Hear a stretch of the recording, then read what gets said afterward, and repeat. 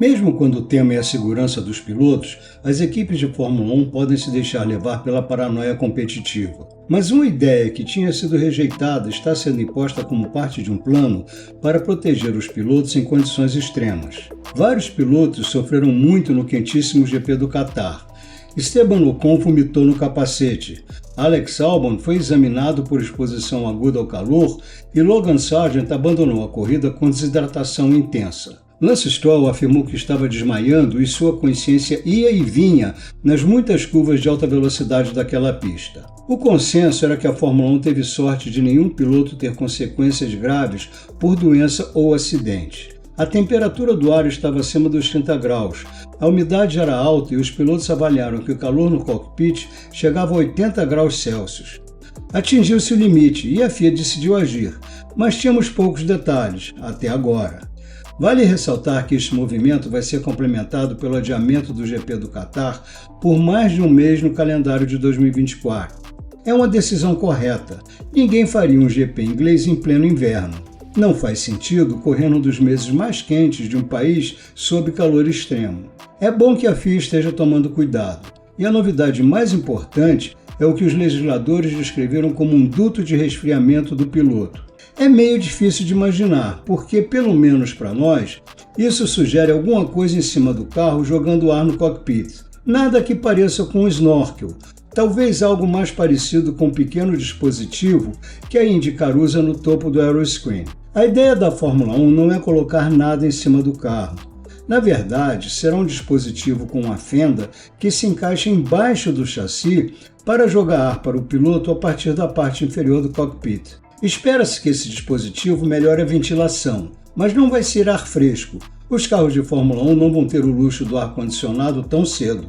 Essa entrada de ar já tinha sido discutida. Está no radar da Fórmula 1 há algum tempo, mas as equipes bloquearam. Segundo a FIA, esse duto foi rejeitado porque algumas equipes temiam que ele interferisse no fluxo de ar que passa sobre o assoalho, que é a parte principal do efeito solo. Havia preocupação de que essa perturbação da aerodinâmica causasse desvantagens e permitisse que as equipes mais competentes arranjassem um jeito de se beneficiar. Como disse o diretor técnico da FIA, Nicolas Tombazis, as pessoas estavam imaginando hipóteses meio paranoicas sobre o que poderia ser usado. Isso é costumeiro na Fórmula 1, mas não sem razões. Fala-se tanto na acessibilidade da aerodinâmica desses carros que é lógico pensar que um buraco que desvia parte do fluxo de ar para dentro do carro e não para os lados, que é onde os engenheiros queriam que ele passasse, vai influenciar a aerodinâmica em alguma medida. E é claro que algumas equipes se beneficiarão disso. Basta ver como os dutos S eram eficientes. No caso deles, o ar era canalizado da ponta do bico para a parte superior do chassi. É uma demonstração clara de equipes fazendo o ar passar por dentro do carro para obter ganho aerodinâmico. Mas para a FIA, essa possibilidade é um fator menor. A incorporação dessa entrada de ar ao regulamento exigirá que ela seja disposta em uma área específica, com dimensões máximas definidas. Citando Tombazis de novo, parece que todos aprenderam a lição e estão pensando de forma menos egoísta. Seria uma surpresa se alguns times não tentassem achar um jeito de aproveitar a obrigação de ter um duto em alguma parte do chassi para ganhar algum desempenho. Claro que eles vão tentar, mas nada garante que vão conseguir.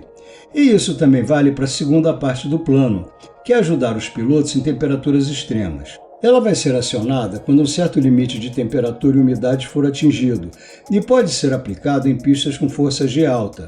Isso porque uma corrida super quente no Catar, que é uma pista de alta velocidade, não é igual a uma corrida na Hungria, que é uma pista muito desafiadora, mas que pelo menos é de baixa velocidade. A ideia é que quando esse limite for atingido, a FIA determine que é uma corrida em condições extremas, como quando ela determina que é uma corrida no molhado. Aí vai entrar em vigor um aumento obrigatório de cerca de 2 kg no peso mínimo. A FIA está cogitando de itens como coletes de resfriamento. Eles ainda são meio imprevisíveis na Fórmula Indy, mas estão melhorando dia a dia. Vai ser interessante ver como isso será policiado, porque a FIA diz que também será obrigatório usá-lo para resfriamento do piloto. Mas ao que parece, essa regulamentação não vai ser rígida. A FIA tem dúvidas se o melhor caminho é especificar exatamente o que precisaria ser instalado.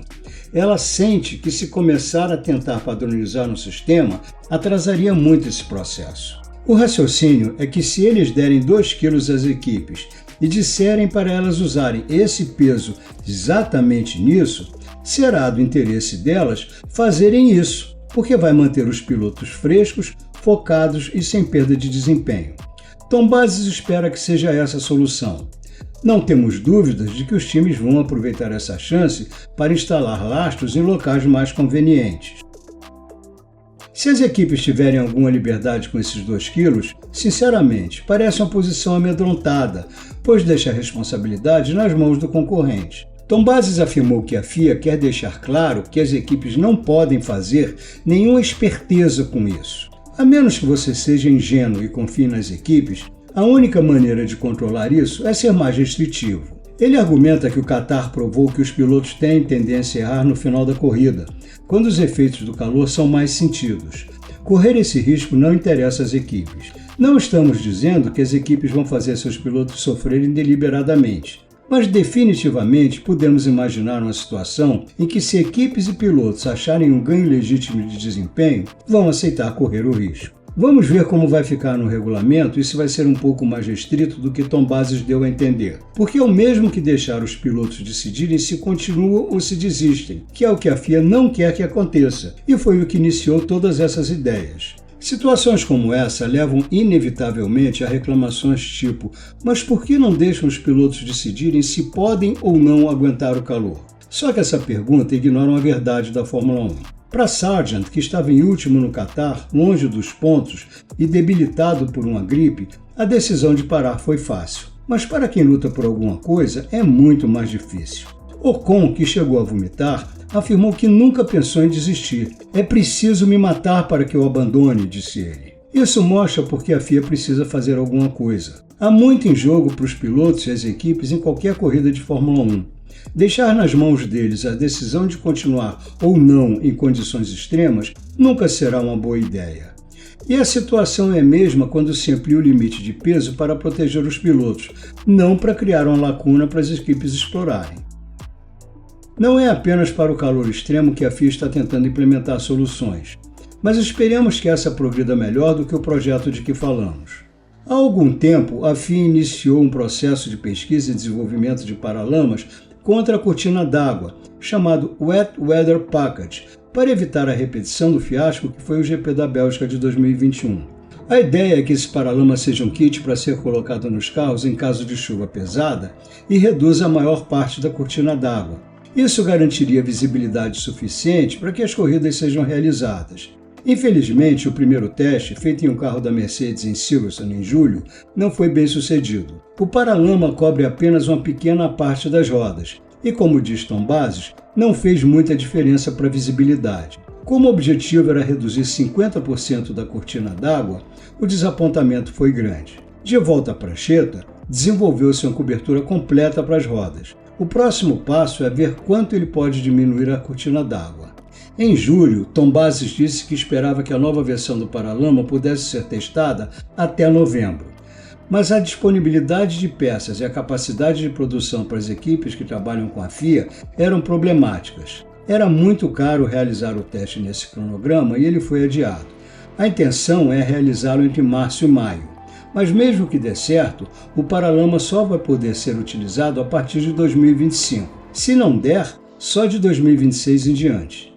Um dos problemas é entender quanto do spray é levantado pelos pneus e quanto é sugado do chão pela aerodinâmica do assoalho e depois lançado para fora pelo difusor. O primeiro teste não deu uma resposta definitiva e, infelizmente, não é viável cobrir o difusor.